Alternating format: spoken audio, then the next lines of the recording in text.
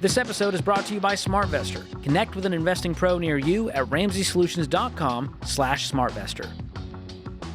Robert is in Nashville, Tennessee. Hey, Robert, how are you? Hey, guys, I'm fine. How are you today? Excellent. How can we help out? Okay, I'll tell you my questions first, and then I'll give you all the particulars if you want them. Okay. I'm looking at retiring at the end of the year, and I'm looking at all the indicators: gold's high, dollars down. Warren Buffett's moved a bunch of cash, has the biggest cash position ever. Should I take part of my 401k and move it into my cash mutual fund for now? How much money do you have? What's your total nest egg? Okay, total nest egg. My wife and I have 400k in a 401k in Roth.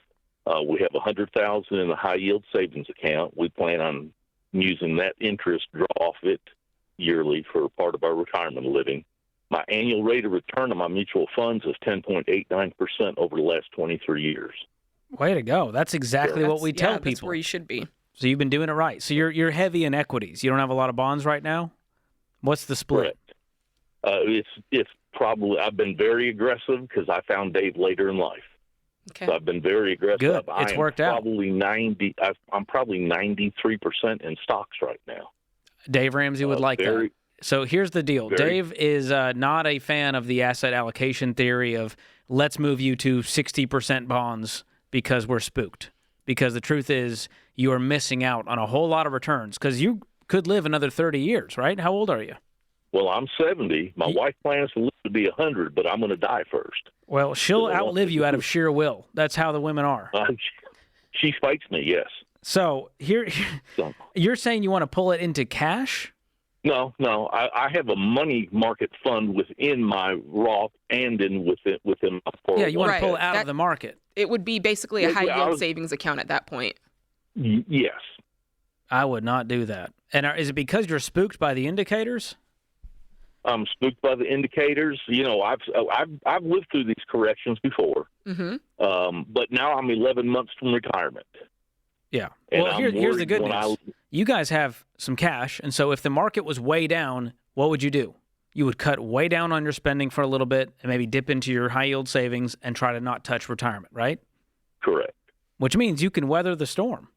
Because here's the truth. If you ignored headlines for the rest of your life, I guarantee you would be twice as wealthy than the person who goes, well, I'm spooked. Let me jump out. Let me jump back in. And I always say time in the market beats timing the market. And right now, you think you have the crystal ball, and so does everyone else. But I'm telling you, put away the crystal ball and just keep it riding. But, Robert, you also have the gift of time, which means you have the gift of knowledge. And think back, because you said you've survived it all. Think back on those times where there was a dip and think how quickly the market corrected itself. What was it? A year? 2 years? Yeah, that's true, because I jumped out when COVID hit. Mm-hmm. And what happened? It spiked back up, didn't it? It did. And do you regret that? I did, because I missed a big part of that roller coaster. You're living proof. Most of the best days happen right after the worst days. And nobody knows how long the worst days are going to be. But usually you stick around in cash sitting on the sidelines way longer than you should.